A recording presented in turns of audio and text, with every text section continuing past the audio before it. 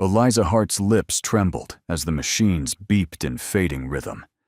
Her hair, once the envy of magazine covers, now clung to her cheek in thinning wisps. Her skin, porcelain pale, shimmered with a clammy sweat. Outside her private ICU suite, lined in mahogany orchids and imported Italian glass, the world still called her brilliant, untouchable, irreplaceable. But inside, the last breaths of America's youngest female tech billionaire were slipping away, and no one could explain why. Vitals dropping again, said Nurse Patel, eyes flicking to the monitors. Liver enzymes off the charts. No response to chelation. Nothing's working. Dr. Whitmore, the head of Hartwell Memorial, sighed and pinched the bridge of his nose. This is the 22nd consult.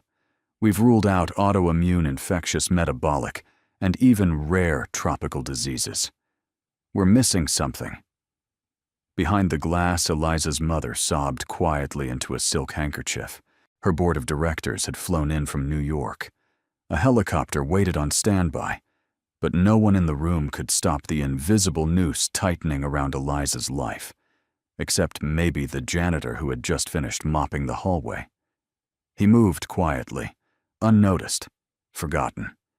But he paused just for a moment at the door, and in the flicker of the fluorescent light, his eyes steel blue calm but alert locked onto Eliza's.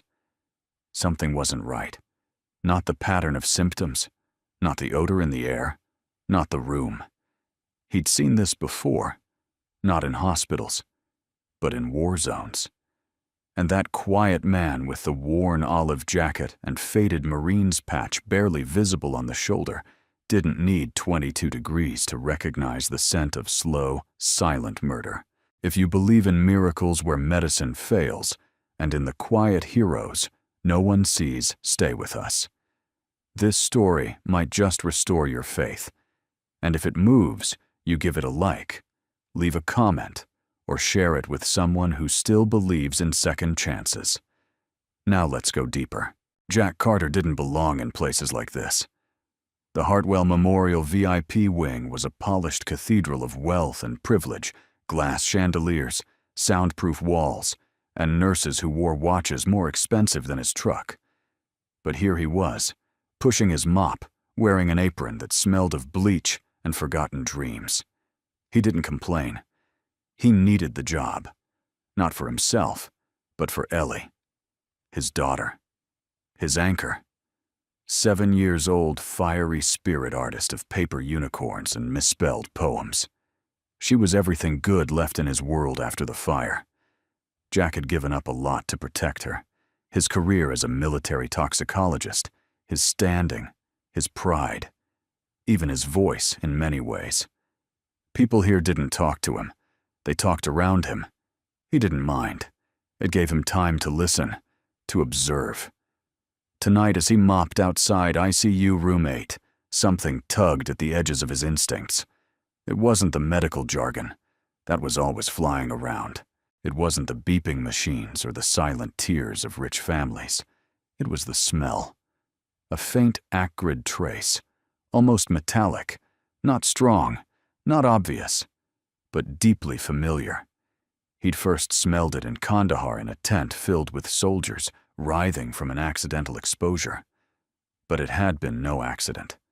Someone had tampered with their water supply. He still remembered the symptoms: hair loss, neurological decline, liver shutdown. Almost identical to what he'd just heard from behind Eliza's glass wall. He glanced at her again. Even under the mask, her face was sunken. Her hands trembled slightly with peripheral nerve twitching. Jack's fingers tightened on the mop. No one was looking for what he saw, because no one here knew what war poisoning looked like. But Jack did. He'd buried brothers who died slower than a bullet. Just like this. He turned away, quickly kept mopping. They didn't need a janitor poking around. He knew how that ended. Still, he couldn't help but glance once more through the glass. There on the nightstand next to Eliza's bed was a luxurious black jar. Sleek. Matte. Gold lettering. Hand Renewal Creme Limited Edition. He'd seen that jar before. He'd touched it once when cleaning room 9 last week after a visiting VIP had left in a hurry. A smudge had leaked onto the table. When he wiped it barehanded, it tingled. Not like heat, like static. Prickling. He thought nothing of it then. But now he remembered something else. The man who had visited Eliza yesterday. Tall, charismatic, designer suit. He didn't look like hospital staff, and Jack had seen him gently apply lotion to Eliza's hands, with careful, intimate attention. A boyfriend-fiancé. Whoever he was, he'd brought that jar with him. Jack's stomach turned. It was subtle, smart, hidden in plain sight. Apply a tiny amount daily, and over weeks, months it builds. Thallium.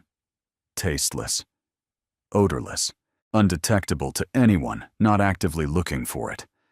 But it left traces in the air, in the breath. Jack had smelled it. He knew it like a dog knows the rain. The elevator chimed. Doctors walked past. Nobody noticed Jack standing there holding a mop that no longer moved. This wasn't a job anymore. It was a battlefield. And Eliza Hart was running out of time. Jack Carter didn't sleep much anymore. By the time the world closed its doors and dimmed its lights, he was usually just beginning his shift, polishing the silence of a place where hope was on life support, and grief wandered the halls in expensive shoes. Hartwell Memorial looked nothing like the battlefields he had known, but the feeling was the same. Lives were always on the line. People spoke in clipped tones. Eyes darted. Machines beeped like heartbeats. And just like in war, there were casualties no one saw coming. Except he did. Or maybe he used to. Jack pushed his janitor cart through the back hallway, the wheels squeaking slightly over marble. Behind a locked maintenance door, he kept 2 photos taped inside the cabinet. One was of a younger version of himself in desert fatigues, grinning with his unit dust smeared across his cheek. The other was of Ellie missing her 2 front teeth arms wrapped around a teddy bear she'd named Sergeant Fluff. He paused and looked at her picture now. Sergeant Fluff, he muttered softly. I think we've got ourselves a situation. He shut the door and exhaled. 7 years ago, Jack had been a decorated toxicology specialist, embedded with a joint military task force. His job wasn't just to treat exposure, it was to anticipate it. Biological warfare, heavy metal poisoning, slow kill agents. He'd written reports that had saved hundreds.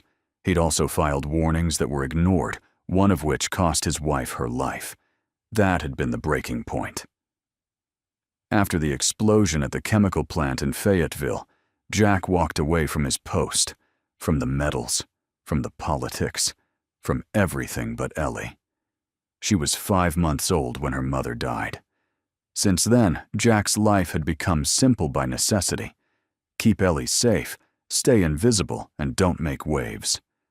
But last night, something changed. That morning, Ellie was up early, perched cross-legged at the breakfast table, drawing with her tongue sticking out in concentration. Jack flipped pancakes behind her, wearing an apron that said, "Best dad, worst cook." The kitchen was small, the linoleum cracked, but the smell of cinnamon filled the air like a comfort blanket. Daddy Ellie asked, not looking up, "Why do some people get sick for a really long time?" Jack paused, spatula hovering mid-air. Well, sometimes their body forgets how to fight back, or sometimes people around them don't notice what's hurting them. Ellie considered this and nodded gravely. "I think you can help them," she said. He smiled and flipped the pancake. "Thanks, kiddo. But I'm just the guy who mops up after the smart people." She reached into her backpack and pulled out a drawing.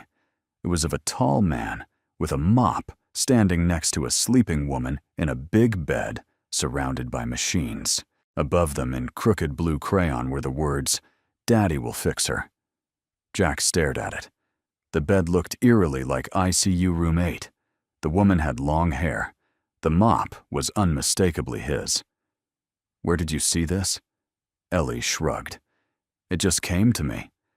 Jack felt something squeeze in his chest. He placed the drawing on the fridge and looked out the window. The sky was the color of wet concrete.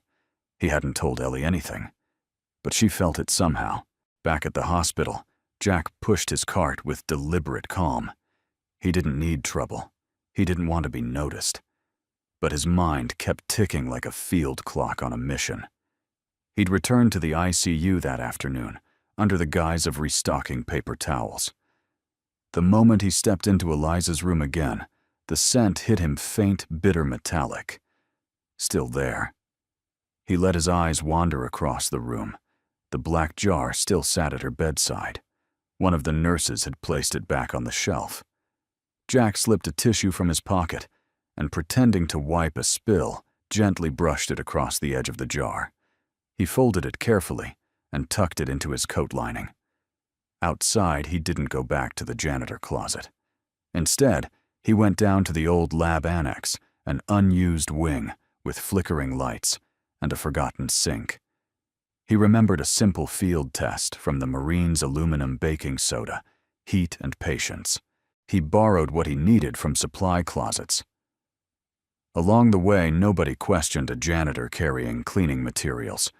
Within an hour, he had his answer. The tissue had tested positive. Thallium, a heavy metal that mimicked potassium, slipping past cellular defenses, slowly disrupting the nervous system, liver, and hair follicles. Undetectable unless you were looking for it. And no one here was looking, except Jack. He stood in the annex, staring at the faint color change in the beaker. His pulse thudded in his ears. He hadn't touched this side of himself in years. The analyst, the protector, the man who knew what he was looking at and refused to stay silent. He thought of his wife, Mary, how he had begged the higher-ups to shut down the plant a month before it exploded, how they ignored the report, how her body was found near the control panel, burned beyond recognition. Jack had kept his head down ever since, but Ellie's drawing had cracked something open, and Eliza Hart was dying because no one was willing to see what he saw. He couldn't let it happen again. That evening, Jack stood in front of the large double doors of the hospital's executive conference room. Inside, 20 medical experts and administrators were gathered, discussing Eliza's rapid deterioration. They spoke in frustrated tones, flipping through charts and arguing over obscure case studies. Jack looked down at his hands, rough, stained, familiar with cleaning fluid, not medical files. He reached into his pocket and pulled out a small box. Inside was his old Marine's pin. He hadn't worn it in years, but tonight he pinned it to his jacket. Then he lifted his chin and knocked. The conference room door clicked open with a hush too soft for the tension it sliced through. 22 heads turned in unison. Jack Carter stood in the doorway, framed by the sterile hallway lights. No one recognized him, except perhaps as the janitor. He was still wearing the same worn olive-green jacket, but for the first time since arriving at Hartwell Memorial, he wasn't pushing a mop. He stepped in, calm, measured. "Sorry to interrupt," Jack said, voice low but clear. "But I need 2 minutes, that's all." Dr. Whitmore, towering at the head of the long mahogany table, squinted. "Do we, know you?" Jack tapped the small Marine's pin now shining on his chest. "Name's Jack Carter. I clean your floors. But I used to clean up something else." There was a soft scoff from a man in a lab coat at the far end. Another leaned back in his chair and folded his arms. "I served as a toxicology specialist in Kandahar." Jack continued undeterred. 2 tours. "My job was identifying what killed our men when bullets didn't." Whitmore started to say something, but Jack pressed on. "I've been watching Ms. Hart's condition. I've smelled it. I've seen it before, twitching tremors, hair loss, cognitive decline, liver dysfunction. The list's long, but it fits one thing near perfect." He paused, then said the word quietly, deliberately. "Thallium." A murmur stirred the room. One of the doctors chuckled dismissively. We tested for heavy metals weeks ago. This isn't that. Jack nodded. If you were looking for arsenic or mercury? Yeah. But thallium hides better. It mimics potassium. It slips into tissue. You have to test hair nails or use specialized kits. Regular panels miss it. You're telling me, Whitmore said, arching a skeptical brow, that all of us missed something, that you caught. I'm telling you that sometimes you don't see the pattern unless you've bled next to it. The silence was sharp now. Jack reached into his jacket and pulled out the test vial. This, he said, placing it on the table, was from a wipe I took off the jar of lotion next to her bed. It contains traces of thallium. I ran a field test. Not lab grade, but reliable enough to raise a flag. More murmurs. A younger doctor leaned forward to look at the vial. Jack continued, steady. You have a patient deteriorating from something that doesn't respond to standard treatment. But the symptoms aren't random. They follow a pattern. And someone in her room is applying that lotion daily. A beat of silence. Who a woman in a peach blazer asked. Who's applying it? I've seen him a few times, Jack said. Tall, early 40s, always well dressed, hands-on, intimate. Her boyfriend, maybe. Nate Wallace. Dr. Whitmore's jaw clenched slightly. That's her former fiancé. Still visits regularly. He's on the visitor list. Jack nodded. Then I suggest you test the lotion. Test her hair, and start asking the kind of questions no one wants to believe the answers to. An older doctor rose halfway from his seat. We are trained professionals. You're a janitor with a conspiracy theory. Jack didn't blink. And 22 of you are watching a woman die. That silenced him. Just then, a voice broke the quiet. Wait. Everyone turned. Dr. Mia Grant, the youngest physician in the room, sat near the corner. She had barely spoken the entire meeting. Her dark hair was tied back in a no-nonsense bun, and her glasses glinted under the fluorescent lights. I want to hear more, she said softly. Whitmore frowned. Dr. Grant, I did my toxicology rotation at Walter Reed. She continued, her voice gaining strength. I've seen 2 thallium cases. One in a serviceman exposed to contaminated equipment. The other was intentional. She looked at Jack, eyes sharp and assessing. Everything he said lines up. And if he's right, Eliza Hart doesn't have much time left. There was another pause. Then Whitmore sighed heavily and sank into his chair. Fine, he muttered. Pull the hair sample. Test the lotion. But we do it by the book. No press. No panic. Jack nodded once. I'll go. You'll do no such thing, Whitmore snapped. You've interfered enough. But Mia stood her gaze steady. He's not interfering. He's the only one who noticed. 3 hours later, Jack sat alone on a bench outside the hospital cafeteria. His hands were rough and folded, his face blank. The adrenaline had worn off, and what remained was the hollow ache of old memories. He'd just gone back into a war zone, and this time, he didn't have a chain of command to protect him. Footsteps approached. Jack looked up. It was Dr. Grant holding 2 coffee cups. She handed one to him without asking. Thanks, Jack said, cradling it in his hands. You made enemies today, she said. I'm used to it. She sat beside him, sipping quietly. They won't admit it, but you forced them to wake up. He didn't reply. She turned to him. What made you look twice at the lotion? Jack stared into the cup. In the field, when nothing made sense, I'd start with the things no one touched, because that's where danger hides. Most folks look at symptoms. I look at silence. Mia studied him for a moment. That's not janitor thinking. He smiled faintly. I don't think like a janitor. I mop like one. She smiled too, then looked toward the ICU wing. If you're right, you saved her. Jack's face hardened slightly. If I'm right, someone tried to kill her. Inside the lab under sterile lighting. The preliminary tests came back. Thallium 12X above the safe threshold. Jack Carter was right. Eliza Hart wasn't dying. She was being poisoned. The hospital should have felt triumphant. After 3 agonizing weeks, 22 failed consults, and endless dead ends, they finally had a name for the invisible killer eating Eliza Hart alive. Thallium. The kind of poison you read about in Cold War dossiers or spy novels, not something that seeped into the bloodstream of one of the most powerful women in the American tech world, right under the noses of the best minds in medicine. But no one was celebrating, because no one had seen it, except the janitor. Jack Carter stood in the corner of the lab, arms crossed, while the team of technicians hovered around the hair and blood analysis reports. No one told him to leave, but no one invited him to stay either. Mia Grant glanced over her shoulder. She offered a brief, grateful nod.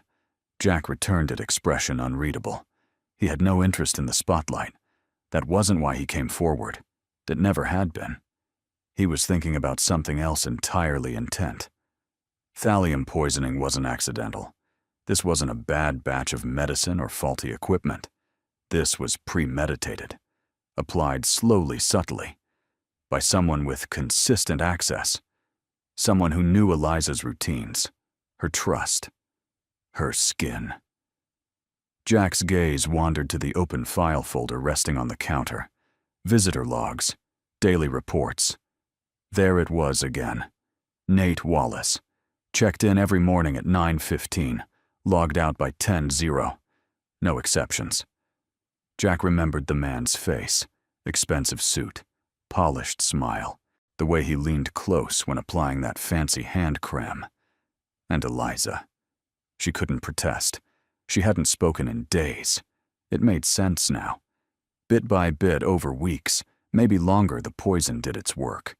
Just enough to disorient, confuse, exhaust, until no one could tell where illness ended and betrayal began.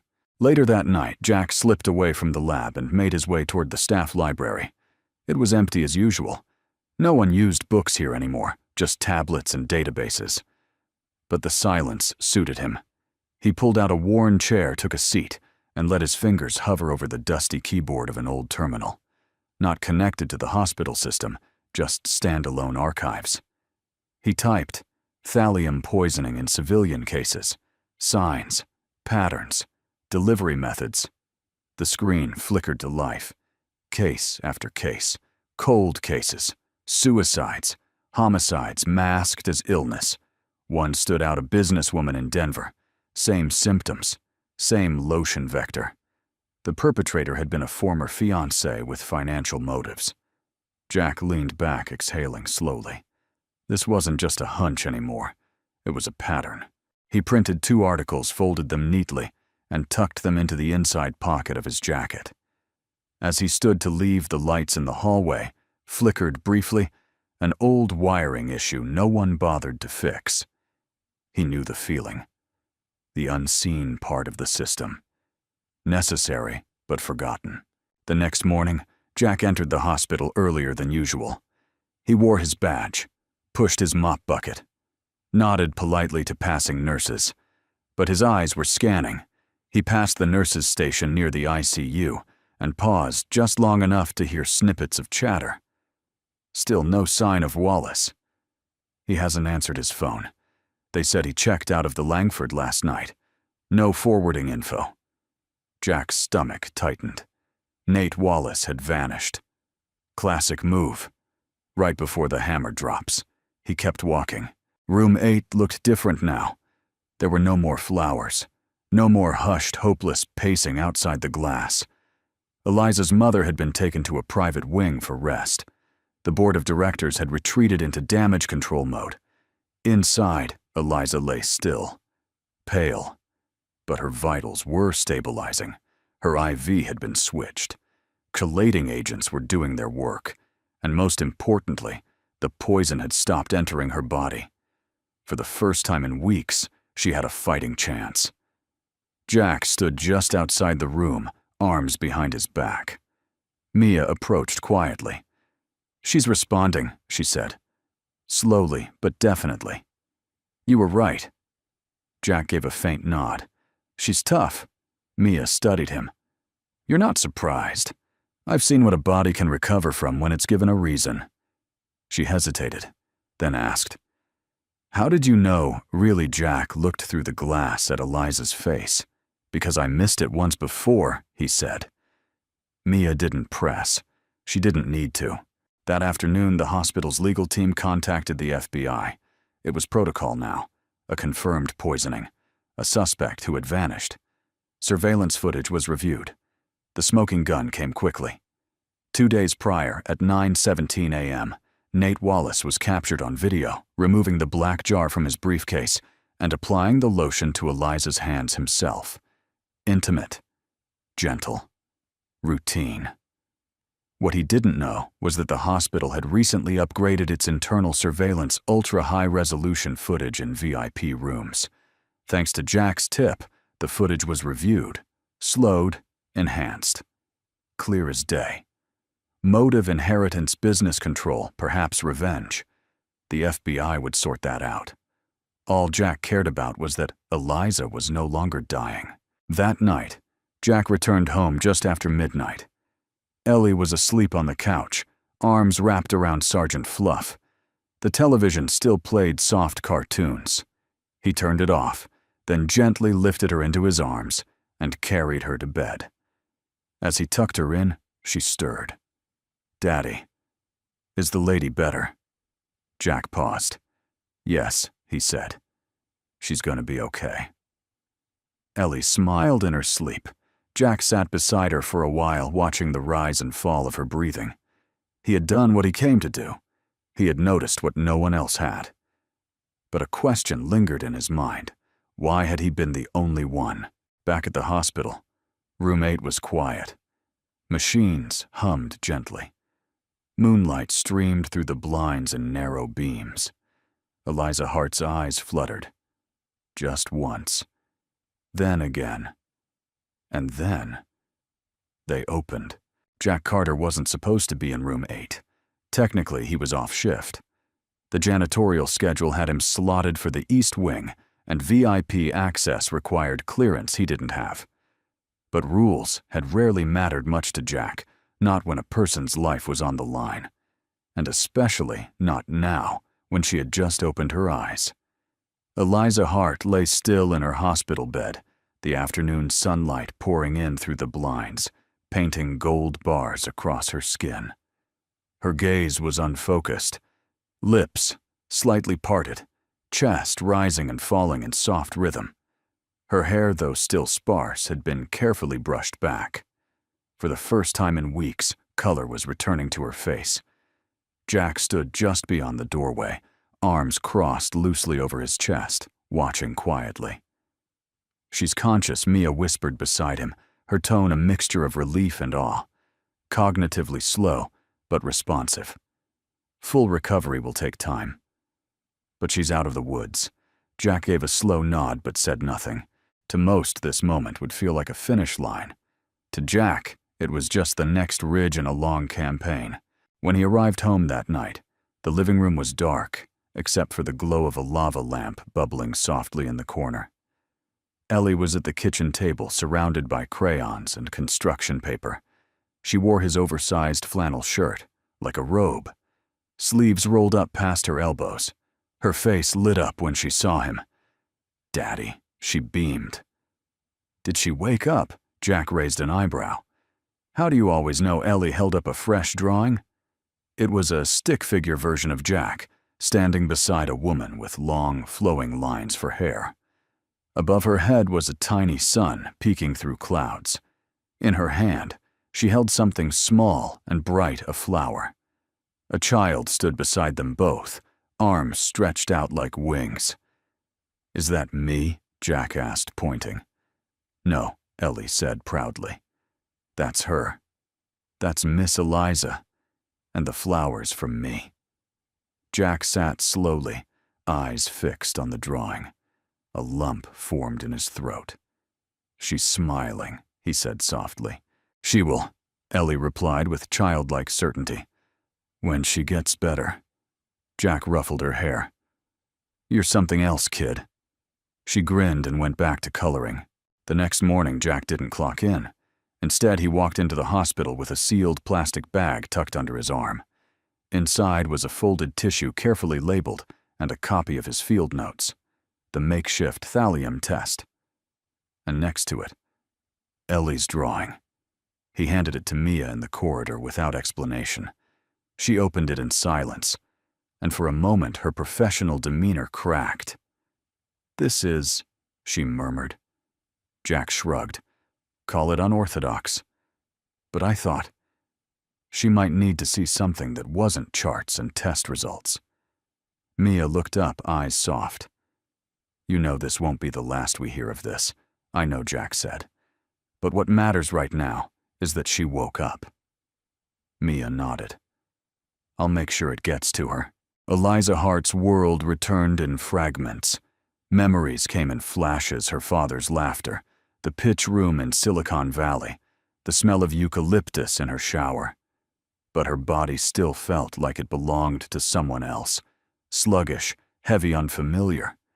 She could barely lift her hand, but when Mia placed the child's drawing on her lap, something stirred in her chest. She stared at it for a long time. Who she managed, voice no more than a breath. "A janitor," Mia said softly. "Jack Carter, ex-Marine, and his daughter." Eliza's brow furrowed. "He saved me." Mia nodded, more than any of us did. Eliza blinked, the weight of it all landing slowly. The betrayal, the silence, the danger right beside her, smiling every day. And the stranger who noticed. Jack was back on the night shift again. The buzz around the poisoning had already begun to shift into hospital gossip. Headlines would follow, investigations, lawsuits, maybe even indictments. But Jack didn't care. He just wanted to finish his rounds. As he pushed his cart past the pharmacy wing, a soft voice called out behind him. "Mr. Carter," he turned. Eliza Hart was sitting in a wheelchair, dressed in a loose gray sweater, hospital blanket over her legs. Her hair was pulled back into a low bun, and though still pale, her eyes were clear. She was flanked by a nurse and Mia, but her focus was solely on him. Jack approached slowly. Eliza reached out a trembling hand. "You saved me," she whispered, voice hoarse but firm. "But I don't even know your name." Jack gave a small, quiet smile. "Just Jack," he said. And that was Ellie's flower. Eliza blinked back tears. "She's beautiful." Jack nodded. "Gets it from her mom." There was a silence, but it wasn't awkward. It was full. Alive. Eliza looked down at the flower still clutched in her hand, a simple origami lily folded with the care only a child could give. Then she looked back at the man standing in front of her. "You saw what no one else saw." Jack didn't answer. He didn't need to. That night, Ellie asked if they could make more flowers. Why, Jack asked, curious. Because maybe there are more people like her, Ellie said, and maybe they need one too. Jack looked at her for a long time, and then he nodded. "Okay, kid," he said. "Let's fold some miracles." The hallway outside the main conference room at Hartwell Memorial was eerily quiet. But behind the frosted glass, tension buzzed like static before a storm. The hospital's top administrators, legal counsel, and department heads sat in stiff-backed chairs around a gleaming table of dark oak. At the head sat Dr. Whitmore, jaw-clenched eyes hollow with fatigue. A half-empty carafe of coffee steamed next to him untouched. It had been 4 days since Eliza Hart opened her eyes. 3 since the toxicology report confirmed thallium. 2 since the FBI had begun formal interviews. And just this morning, security footage had been handed over to federal agents. The hospital's board was demanding answers. The media was circling. Investors were watching. "We are one mistake away," Whitmore said, from turning this place into a headline factory. He gestured to the screen behind him, where paused security footage showed Nate Wallace's hand hovering over the lotion jar. Look at that. Clear intent. And it happened on our watch. No one spoke. He rubbed his forehead. We've already begun internal audits, updated our VIP protocols. The Hart family's attorneys are being kept informed. But we still don't have a working theory of how this went undetected. 22 of you. The best minds in your fields. His voice caught anger, and guilt wound together. And none of you saw it. A silence fell like a sheet of glass. Then knock-knock. 2 firm raps on the door. The room turned. Outside stood Jack Carter, wearing the same green military jacket now without the cleaning apron. His shoulders were square, his face unreadable. In one hand, he held a folder, plain manila. In the other, a second origami flower, this one blue. Dr. Whitmore sighed. Let him in. Jack stepped inside, the flower tucked loosely in his fingers. I won't take much of your time, he said. Whitmore gestured. Mr. Carter, if this is another theory, it's not a theory, Jack said. He placed the folder gently on the table. It's the pattern. The room leaned in. Jack opened the folder and pulled out 5 printed pages.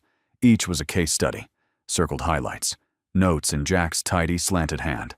Denver, 2017. Thallium via skin cream. Female executive. Suspect fiancé. Motive inheritance. DC, 2019. Slow deterioration over months. Jar of imported hand lotion traced to handmade batch.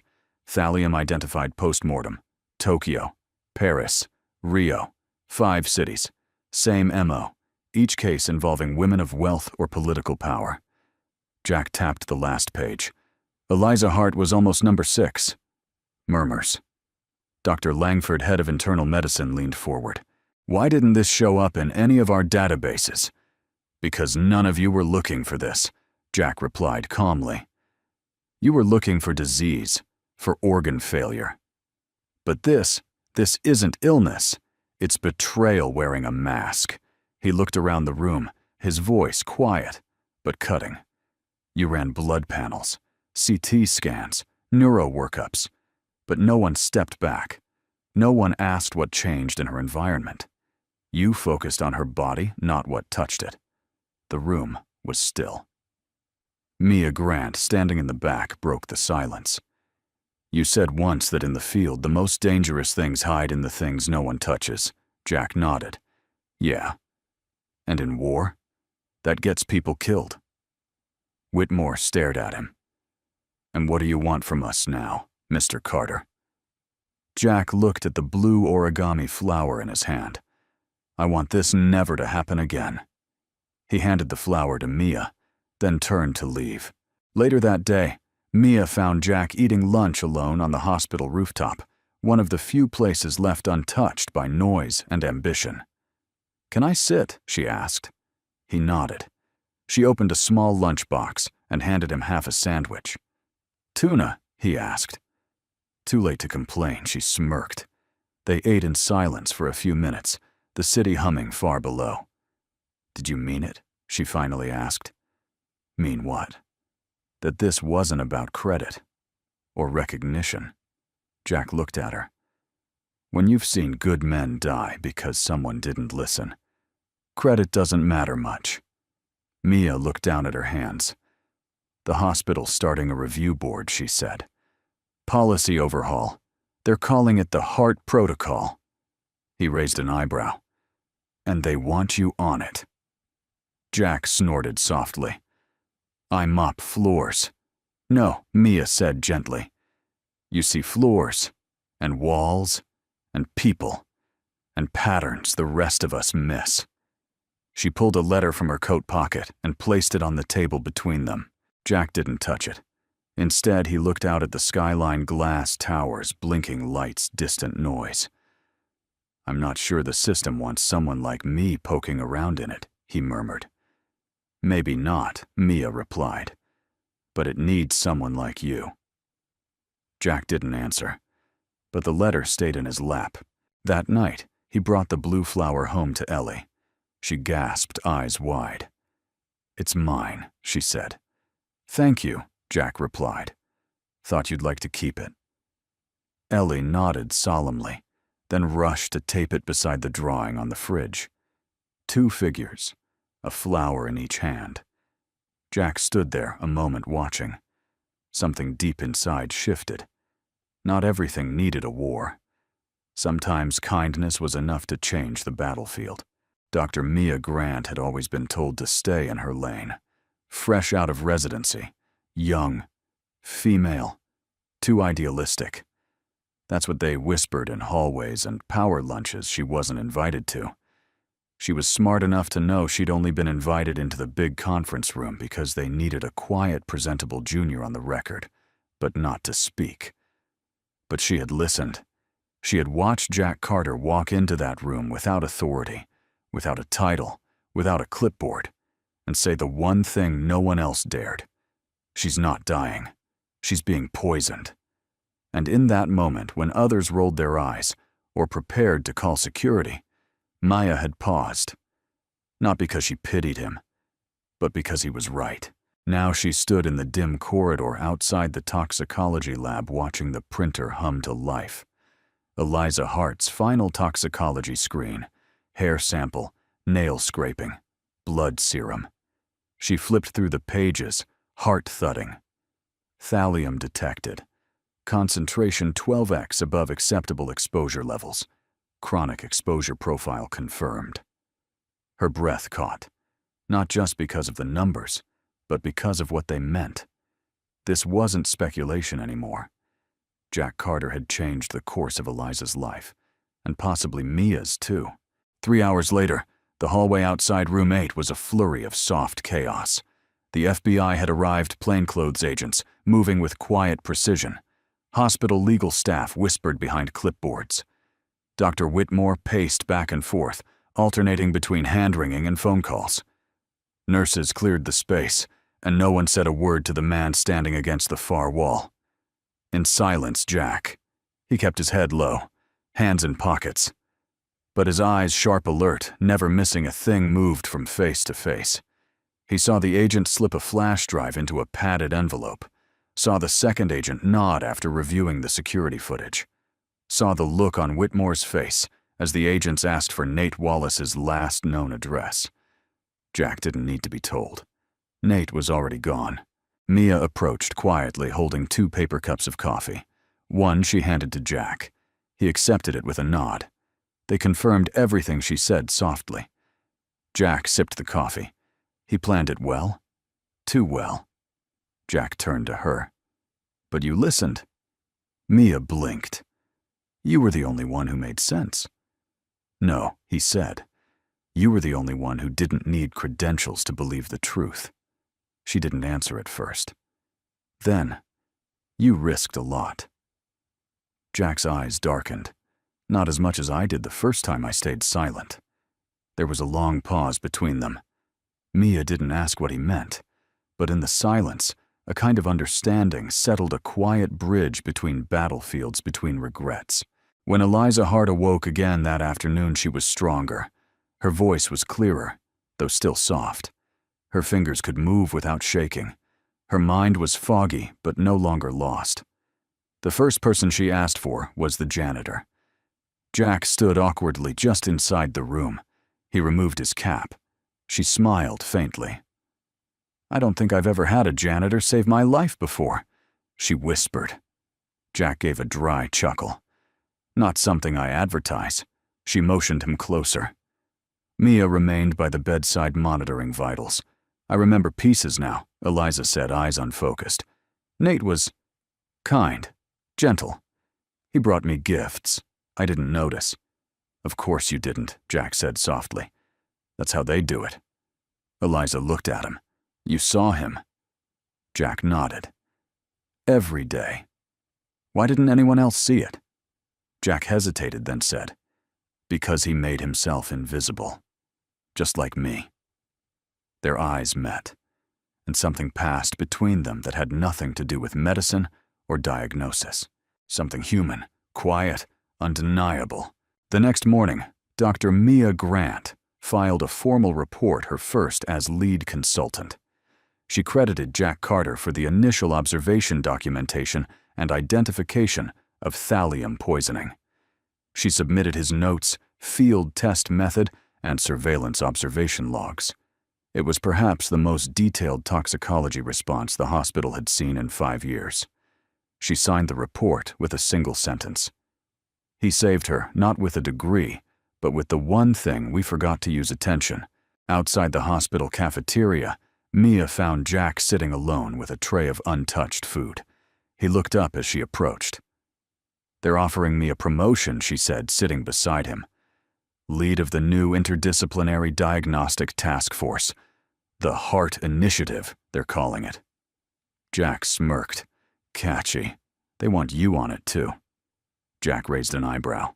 "Me?" Mia nodded. "Eliza asked for it personally. She wants you listed as special advisor on toxic exposure and pattern analysis." Jack stared down at his tray. "I'm a janitor. You were a soldier. And a toxicologist. And now, something else." He said nothing. So Mia leaned in. "Come back, Jack. Not just as a ghost. Come back and teach us to see again." That night, Ellie stood in the kitchen, stringing her 2 origami flowers onto a piece of twine. Jack watched her arms folded. She turned and held them up proudly. "Now they'll always hang together," she said. "One for her being better, and one for me hoping she gets even better." Jack smiled. "You think she'll like them?" "I know she will." He crouched beside her. "She wants me to work with her," he said. "With Dr. Mia and the hospital." Ellie tilted her head. "Will it help people?" "Yeah. Will it make you smile more?" Jack laughed softly. "I don't know. Maybe." Ellie thought for a moment, then said, "You should go. But only if you still come home in time to eat pancakes with me."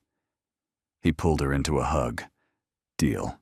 The moment the FBI confirmed Nate Wallace's private jet had departed Teterboro in the dead-of-night destination unknown, the hospital fell under siege.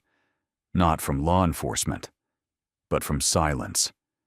A corporate, calculated silence, the kind that moves through legal departments and PR firms.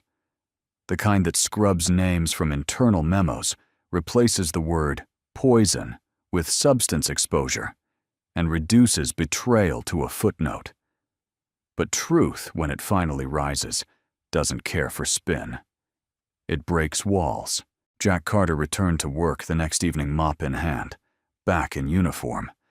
Not because he had to, but because he needed to feel ordinary again. The uniform, the mop, the routine. These were the things that had kept him from unraveling in the years after Mary's death.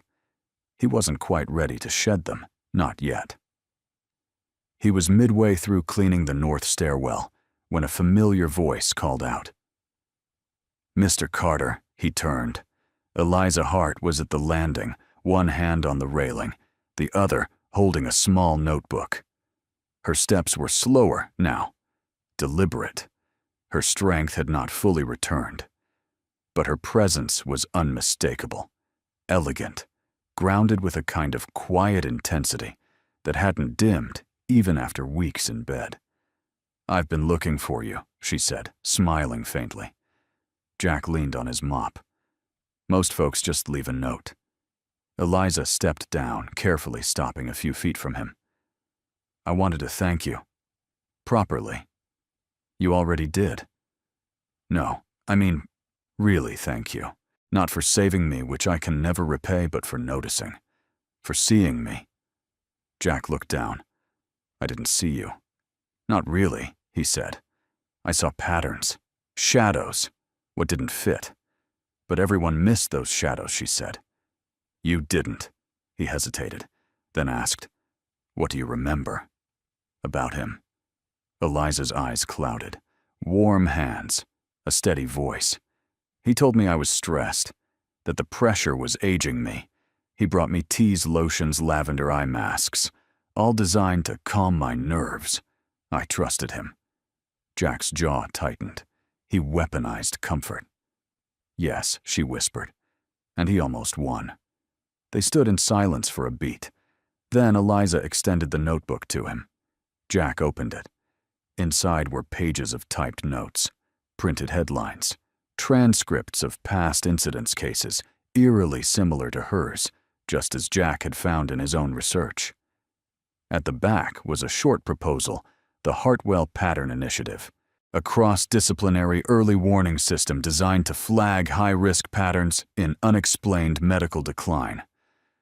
"I want this to be real," she said. "Not just a press release, not a donation with my name on it. Something that prevents what happened to me from happening to anyone else." Jack flipped through the pages. "It's good work. It's yours," she said simply. "You sparked it." He looked at her, startled. "I'm not a researcher or a policymaker. You're an observer, a protector. That's rarer than you think." Jack closed the notebook slowly. "I need to think about it. Of course," she said without pressure. "But I hope you'll consider stepping out of the shadows. The world could use more eyes like yours." She turned to go but paused. "Oh, and Jack." He looked up. "I met Ellie." Jack blinked. "You. What, she came in with Dr. Grant earlier, dropped off another flower. Pink this time." He smiled. "She said you fold them together now." Jack chuckled. "Yeah, it's our new nighttime routine." "Well," Eliza said softly, "tell her it's my favorite color." Meanwhile, the hospital buzzed with quiet drama. The FBI investigation had turned up damning evidence: wire transfers, manipulated emails, offshore accounts. Nate Wallace had secured a line of credit based on Eliza's impending death and was poised to assume voting control of a portion of Carrington Tech's board via a trust she never knew existed.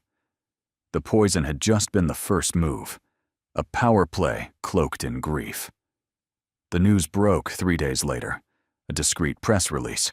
No names, no sensationalism, just enough for the public to sense something massive had been prevented.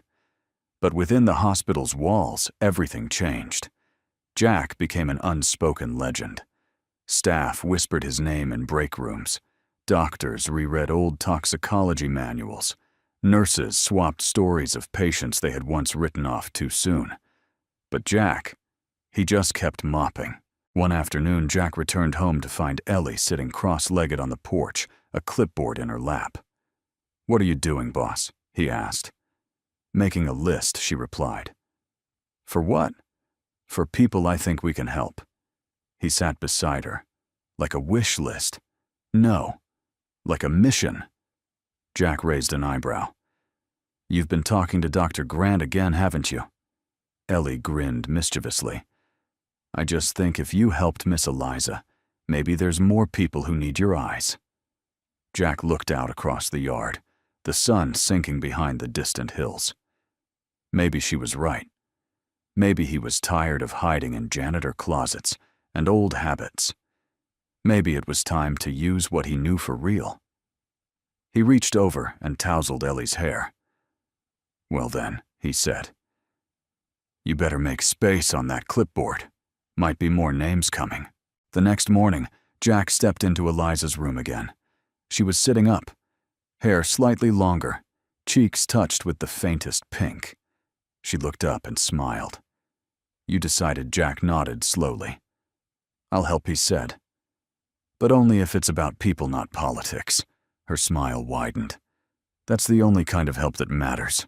For the first time in nearly a month, Eliza Hart stood barefoot on the cold tile floor of her private suite, not as a patient, not as a billionaire, but as a woman slowly reclaiming her life.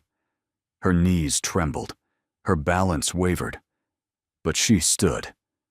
Behind her, the machines had fallen silent. No more alarms, no more tubes. The IV was gone, the monitors disconnected. All that remained was her reflection in the window, a silhouette of someone who had almost disappeared. She pressed her palm against the glass, eyes filling. Her body was still healing, but her mind clearer than it had been in years. The next morning, Jack stood just outside room 8, dressed in his usual olive green jacket, holding a small paper bag in one hand and Ellie's newest creation in the other. Inside the bag was a muffin, blueberry slightly burnt handmade by Ellie before school.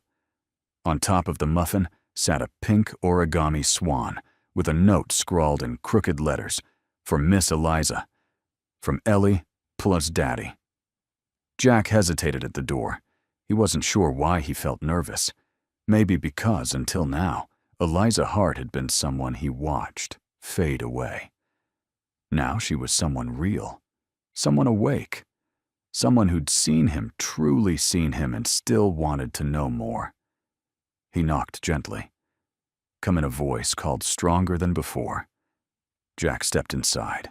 Eliza was seated in a soft armchair near the window, wrapped in a gray cashmere blanket, her hair pulled back simply. She looked up and smiled the moment she saw him.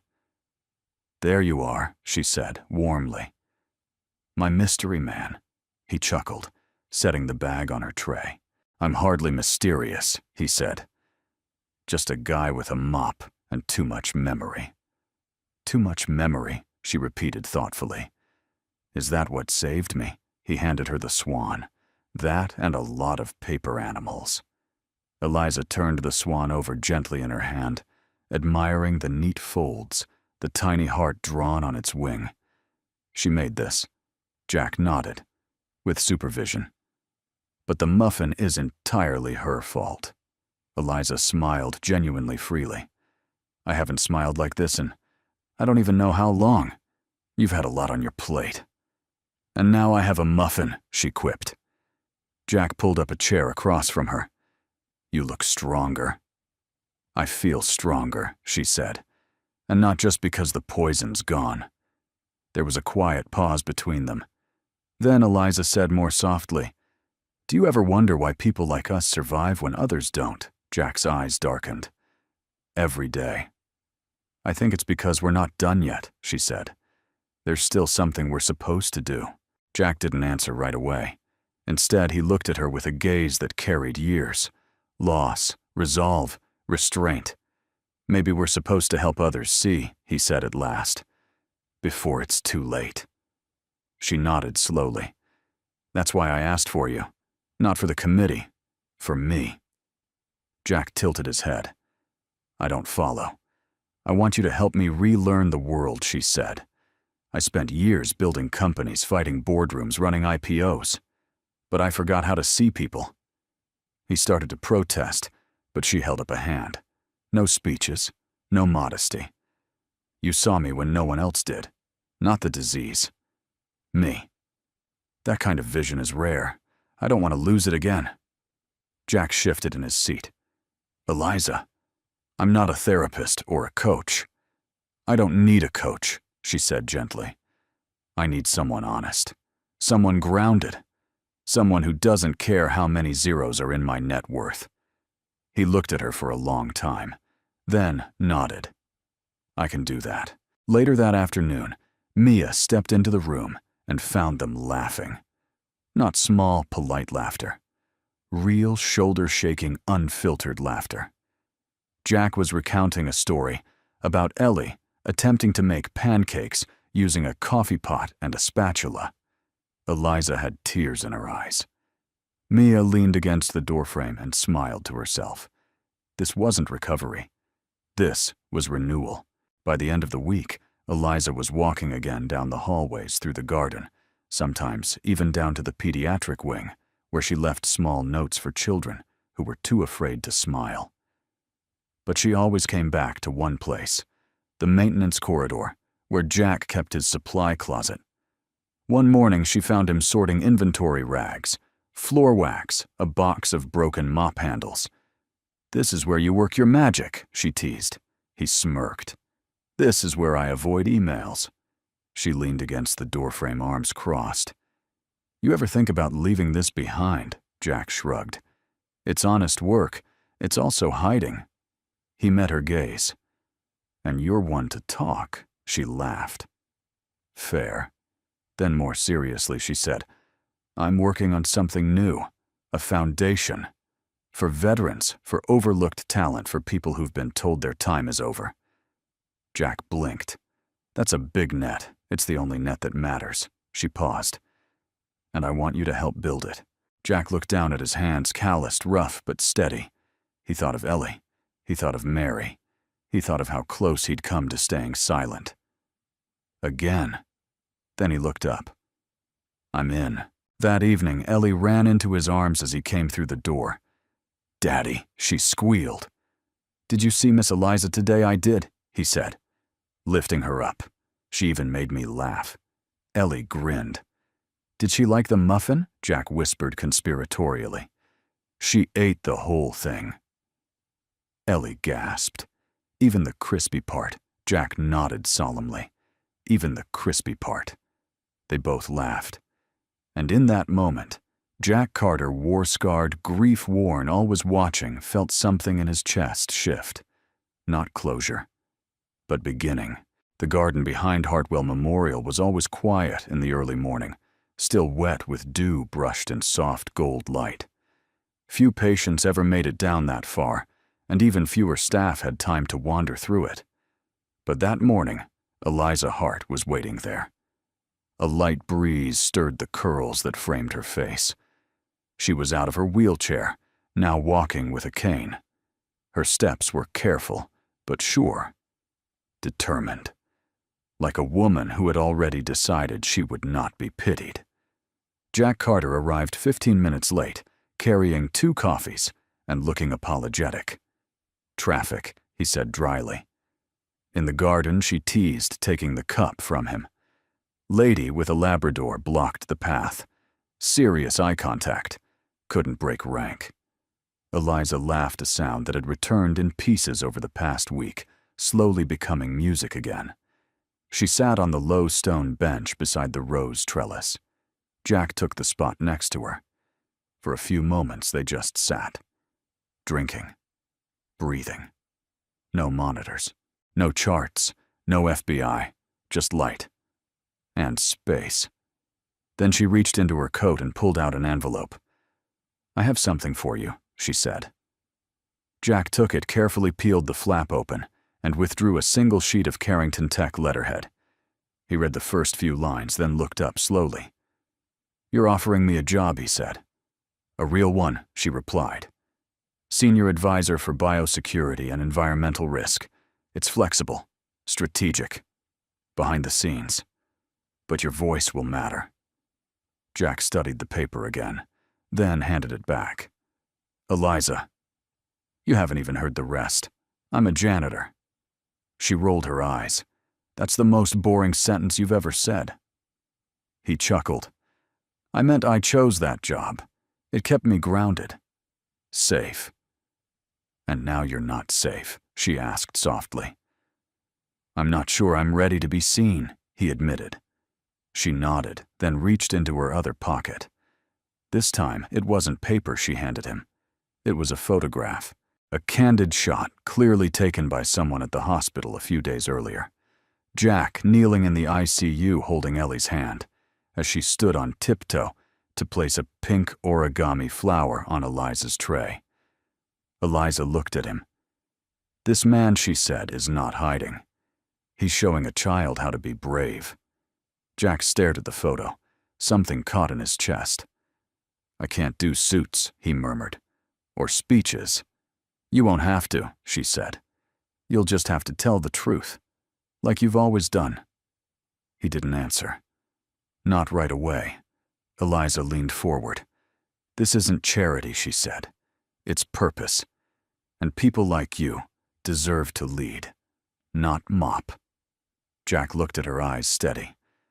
And if I fail, then fail with us, she said. But don't disappear. Later that afternoon, he walked to the bus stop, where Ellie was waiting with her backpack and a popsicle from the hospital's gift shop. She ran into his arms, nearly knocking the coffee out of his hand. Guess what she said?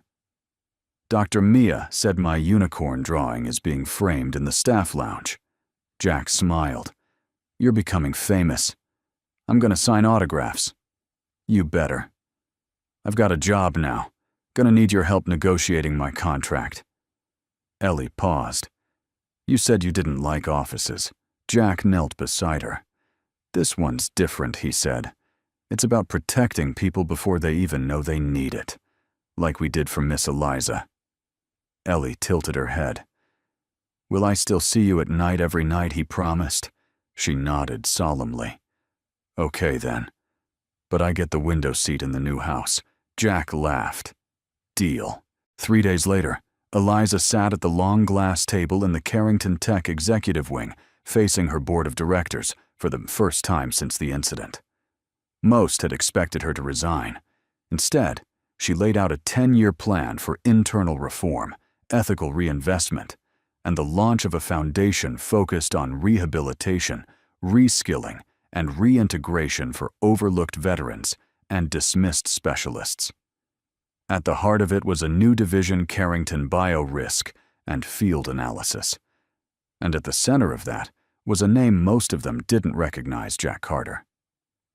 When asked about his qualifications, Eliza simply said, "He saved my life, not with a title, but with clarity. And if you can't see the value in that, I suggest you step down before we start seeing through you." No one objected. That weekend, Jack sat at his kitchen table surrounded by colored paper. He and Ellie were folding flowers again, this time for a hospital fundraiser. Each one was to be sold, with a handwritten note from a donor, the proceeds going to the new veterans program. Jack's hands moved slowly, carefully, once trained for field extractions, now precise in gentle folds. He paused when he saw a small stack of white paper with Ellie's handwriting. "What's this?" She smiled. "Letters to people we don't know yet." Jack opened one. It read, "Dear person, I hope you feel safe. My daddy helps people. He sees things no one else sees. You're not alone." Jack swallowed hard. Sometimes the wisest words came from crayons. That evening, as the sun dipped low and the sky turned lavender, Jack found himself walking the quiet halls of Hartwell one more time. Not as a janitor, not as a ghost, but as a man being remembered for what he chose to see and what he refused to ignore. When he passed the staff lounge, he paused. Inside, framed neatly beside a plaque, was Ellie's unicorn drawing, and below, it etched in brass: "Kindness can be the sharpest diagnosis." Jack Carter. Jack Carter never imagined himself standing in a hospital lab again, not after all these years. Not after walking away from the military, from field reports, from chemical charts that once haunted his sleep. Yet here he was, back in a white coat, not spotless like the others, but real, worn at the sleeves, his name stitched on the pocket with a kind of quiet irony. Jack Carter, Special Advisor, Field Diagnostics. He wasn't there to impress. He was there to notice what others missed. And this time, he wasn't alone. It started small. 3 mornings a week, Jack joined the toxicology team for rounds, silent at first listening. He observed not just data, but people, the way certain doctors hesitated over rare symptoms, the questions no one wanted to ask, the subtle signs of a story deeper than the chart. By week 2, nurses had begun stopping him in hallways. "Could you take a look at this test? Hey Jack, does this smell metallic to you?" He never asked for recognition. He just kept showing up. Outside the hospital, something else was quietly blooming. Eliza Hart had begun making unannounced visits to the rehab center down the street. No press, no entourage, just her and a cane. She walked slowly among veterans, relearning to speak, to walk, to trust themselves again. She never introduced herself as the CEO. To them, she was just Eliza. And to her surprise, she liked it that way. Every Friday afternoon, Jack and Ellie visited her suite. It started informally, just a check-in, a delivery of folded flowers or muffins. But gradually, it became something more. Ellie would draw while Eliza and Jack sat by the window. They talked about things neither had spoken aloud in years: grief, guilt, purpose. Sometimes silence stretched long between words, but never uncomfortably. Jack told her about Mary, how she'd been the one to teach him how to fold paper into shapes, how folding became therapy after the fire. It kept my hands busy when my heart wasn't sure it wanted to keep going, he admitted once. Eliza, in turn, began to share stories no one had heard, about the pressure of being labeled a prodigy, the nights she couldn't sleep, haunted by the weight of shareholders instead of dreams, about how she once built a billion-dollar company, but forgot how to say thank you to her own assistant. "You think you're building an empire," she said one afternoon, "but if you're not careful, it becomes a castle, and castles are cold." Jack had nodded slowly. Maybe it's time to open the gates. It was Ellie who suggested the archery. They were in the garden, Ellie doing cartwheels, Eliza reading aloud from a journal of patient letters, when Jack returned from a meeting with a small case slung over his shoulder. "What's that?" Eliza asked. Jack smiled. A second chance. He opened the case to reveal a lightweight recurve bow, custom-made, low-tension, perfect for rehabilitation. Eliza blinked. "You're serious?" "Only a little," he said. "Thought we could help rebuild those muscles one arrow at a time." They set up a foam target at the edge of the lawn. Jack guided her first. Left foot forward, shoulders down. Breathe. Don't force it. Eliza struggled at first. Her arm trembled. The arrow barely left the string, but she laughed, loud and unfiltered. "Try again," Jack said gently. And she did. Arrow after arrow, each one steadier than the last. By the fourth week, she hit the center, not the bullseye, but close enough that Ellie gasped and clapped with both hands. Eliza turned, flushed with joy. Jack only nodded. "You're getting stronger." She looked at him breathless. "Not just my arms." In return, Eliza offered Ellie something unexpected: coding lessons.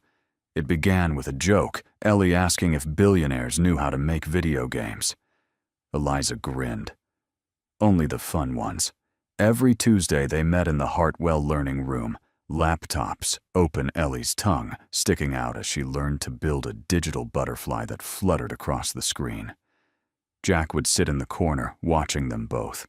A billionaire teaching his daughter to dream. A daughter teaching a billionaire how to laugh. Healing, it seemed, flowed both ways. One evening, Jack returned home to find Ellie writing in a journal labeled, "Good Things That Happened." He peeked over her shoulder. "Today, I made Miss Eliza laugh so hard she snorted iced tea," one entry read. Another, "Daddy smiled 3 times. One was at the elevator when Miss Mia said his jacket made him look like a superhero. Jack tapped her pen gently. "That last one's debatable." Ellie grinned. "You do look like one. Just older?" "Thanks," he said. Mock offended. She turned serious. "Is this what being happy feels like?" Jack's throat tightened. "Yeah, kid," he said. "I think it is." By late spring, Eliza had returned to the boardroom, only this time she brought Jack with her. Not as a janitor, not even as a staffer, but as her advisor, her equal. In front of 12 board members and 5 vice presidents, she introduced him with simple words. He doesn't lead with numbers. He leads with clarity. And in a world clouded by pride, that's the rarest asset we've got. Jack nodded awkwardly as they applauded. Later, he whispered to her, "You didn't have to say all that." She smiled. "I know, but I wanted to." One evening in early June, Eliza walked Jack and Ellie to their car after dinner. The air was warm, heavy with lilac. At the curb, Ellie climbed into the back seat, buckled herself in, and started humming a tune only she knew. Jack turned to Eliza. "I should go." She nodded, but didn't move. "I'm glad you stayed," she said. Jack looked at her. "I didn't." She tilted her head. He stepped slightly closer. "I came back. That's different." Their eyes locked, something unsaid lingering between them, gentle and fragile. Neither moved to break it. Not yet. Not tonight. But something had changed. Something had grown. Not out of grand declarations, but out of quiet moments. of paper flowers, laughter in hospital halls, and arrows loosed in healing hands. 1 year later, the ballroom of the Carrington Foundation shimmered with warm golden light. It wasn't ostentatious, Eliza had made sure of that. No chandeliers as big as egos, no champagne towers, just quiet class, polished wood floors, subtle piano music, a room full of people who'd once been forgotten and were now standing a little taller, veterans in suits, single mothers in elegant dresses, former janitors, cooks, mechanics, and medics, now researchers, team leaders, policy shapers, survivors of hardship, carriers of resilience. They were the first class of the Hartwell Fellows, a program Eliza and Jack had built, from scratch, brick by quiet brick. One designed to find the unseen, the overlooked, and prove that value can't always be measured in degrees or dollars. Tonight was their night, and Jack Carter had almost skipped it. He stood near the back of the room, nursing a glass of sparkling water, adjusting the collar of the one blazer he owned. He still wasn't used to crowds, to attention, to neckties that felt like leashes. Ellie, now 8, had insisted he wear the blue one. "It makes your eyes pop, Daddy." He complied. He always did. A familiar voice drifted over his shoulder. "You clean up well." He turned. Eliza stood behind him in a deep navy dress, simple and striking. Her hair swept back, no jewelry, no glitter, just quiet strength and the kind of presence that didn't need announcement. Jack smiled. "You look capable of terrifying entire boards of directors." "Good," she said. "That's the vibe I was going for." They shared a quiet laugh. Then she slipped something into his hand. A small black box. Jack raised an eyebrow. "Eliza, don't argue, just open it." Inside was a silver pin shaped like a folded paper flower. Simple, elegant, engraved on the back. "From eyes that see comes light." Jack stared at it for a long moment. Then, for the first time in a while, he looked genuinely moved. "I didn't do this alone," he said softly. "No," Eliza agreed. "But you were the spark." Later that night, Eliza took the stage. No teleprompters, no rehearsed speech, just her. She looked out over the room, over lives changed, second chances, accepted names once forgotten, now spoken with pride. And then she said, "A year ago I woke up from more than just a coma. I woke up from a life where I believed success meant power. That leadership required loud voices, sharp suits, and iron walls. But then a janitor showed me otherwise." There was a pause. All heads turned toward Jack. He shifted slightly, cleared his throat, trying not to sink into the floor. He wasn't loud, he wasn't titled, but he saw what no one else did. Not just in me, but in the silence, in the patterns, in the people. And because he did, I lived. The room was hushed. He didn't just save my life. He reminded me that dignity has nothing to do with title or uniform. That kindness can be sharper than any diagnosis. And that sometimes the greatest leadership begins with listening. She stepped down. And for the first time in public, Jack Carter was invited to the stage. He hesitated, looked at Ellie sitting in the front row, feet swinging, eyes shining. She gave him a thumbs up. He walked up slowly, the crowd rising to their feet, not clapping with noise, but with reverence. Jack took the microphone.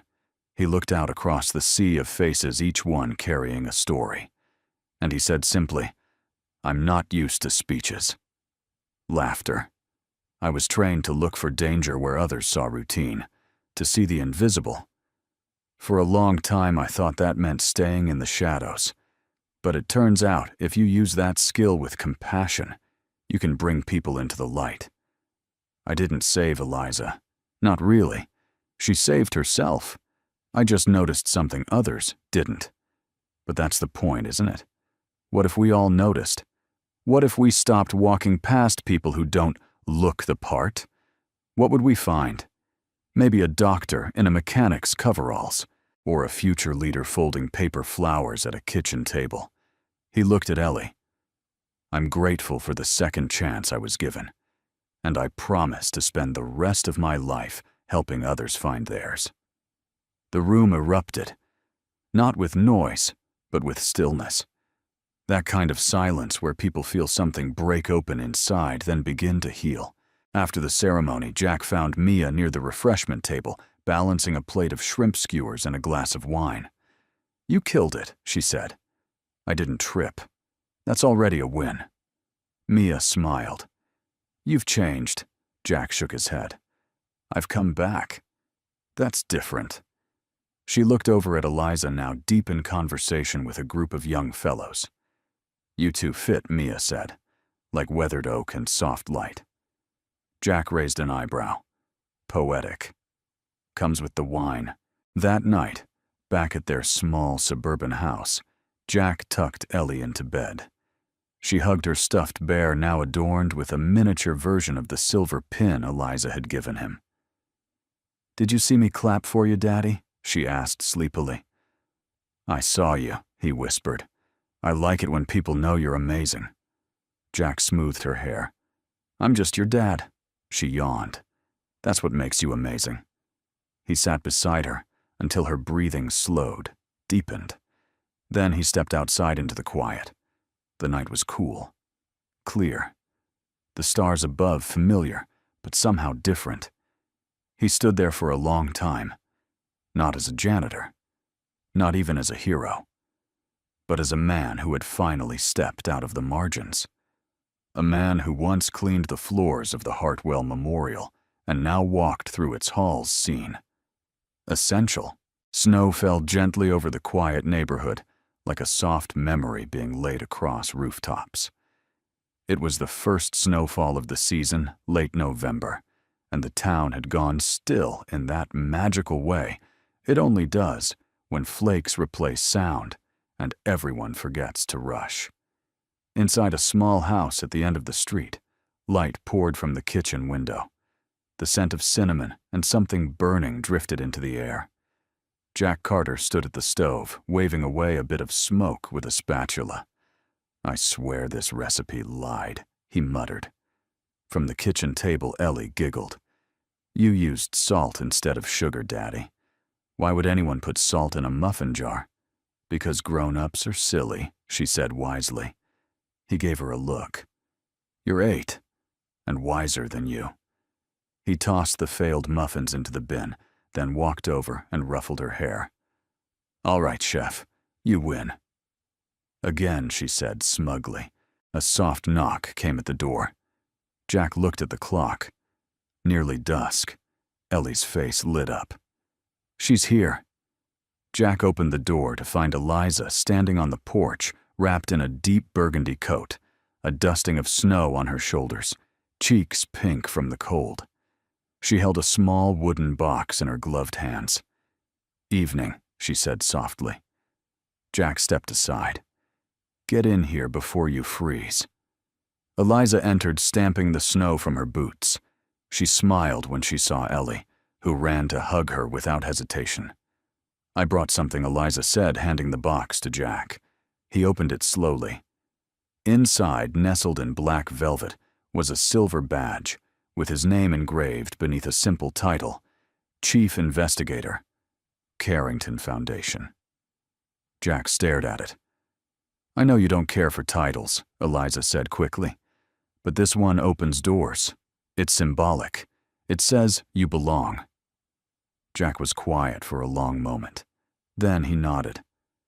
I'll wear it, but only if I can still bring my daughter to meetings. Ellie clapped. I'll take notes in rainbow colors. Eliza smiled. Deal. They ate a late dinner, Eliza's soup, Ellie's lopsided rolls, and Jack's second attempt at muffins, which still weren't good, but at least weren't salty. Afterward, they sat in the living room, a fire crackling gently in the hearth. Ellie lay curled up on the couch, drawing on a large notepad. Eliza leaned closer to Jack, their shoulders nearly touching. This place feels like peace, she said quietly. Jack looked around the room, worn furniture photos on the walls, a paper flower mobile Ellie had made above the window. Peace took a while, he admitted. Eliza turned to him. I used to think peace came after winning. Now I think it comes after forgiving. Jack nodded. Yourself, too. She watched the fire for a moment, then asked, Do you ever think about what might have happened if you hadn't walked by that room that day? Jack was silent. Then he said, Sometimes. And I realize it wasn't a coincidence. She looked at him. I wasn't meant to fix everything. I was just meant to notice. Eliza swallowed hard. And you did. He reached into his pocket and pulled out something small, a folded piece of paper slightly worn at the edges. He handed it to her. It was the first drawing Ellie had made, the one with Jack, standing beside a sleeping woman in a hospital bed, a flower in her hand, the words scrawled above Daddy will fix her. Eliza stared at it, her fingers trembling. Why are you giving me this now? Because you're not the one who needed fixing anymore, he said. You woke up, and now you help others wake up. She blinked back tears. You could have walked away. I did, Jack said. For a long time. But this, he gestured around the room to the paper flower mobile, to Ellie sleeping nearby, to the badge on the table. This is what happens when you stop walking away. A sudden gust of wind rattled the windows. Ellie stirred, then sat up, rubbing her eyes. Are we still doing the last part? She mumbled. Jack raised an eyebrow. Last part, Eliza smiled knowingly. Ellie jumped off the couch, ran to the kitchen, and came back holding a small box. She opened it carefully. Inside were 3 paper flowers, a pink one for Eliza, a blue one for Jack, and a golden one she had saved for tonight. We never made one for us, she said. Us, Eliza asked gently. For the family, Ellie said. She placed the golden flower on the mantel between a photo of Mary, Jack's late wife, and a new picture Eliza, Ellie, and Jack taken just a week ago in the hospital garden. The light in the photo was soft. Their smiles were real. Jack swallowed, then walked to stand behind his daughter. Looks good there, he said quietly. Eliza joined them, and for a moment the 3 of them stood together. Not quite traditional, not picture perfect, but whole. Outside, snow continued to fall. Inside, warmth bloomed not just from the fire, but from the steady, quiet miracle unfolding within these walls. A man who thought his purpose ended in a uniform. A woman who thought strength meant standing alone. And a little girl who kept folding paper until the world fit back together. Because sometimes the miracle isn't loud. It doesn't wear white coats or headline the news. Sometimes the miracle is a janitor with a memory, a child with a crayon, and a woman who opened her eyes in time to see them both. And that was the miracle they all missed. Until now. Where are you watching from? We'd love to know where in the world you're joining us from. Whether you're watching from a quiet porch in Texas, a city apartment in New York, or somewhere halfway across the globe, your presence here means something. If this story touched your heart even just a little, consider subscribing. This channel is a quiet space for stories that heal, remind us of the good in people, and make us believe again in kindness, love, and second chances. And truly, from the bottom of our hearts, thank you for spending this time with us. We know you could be anywhere. The fact that you chose to be here means everything. Take care of yourself. Until the next story.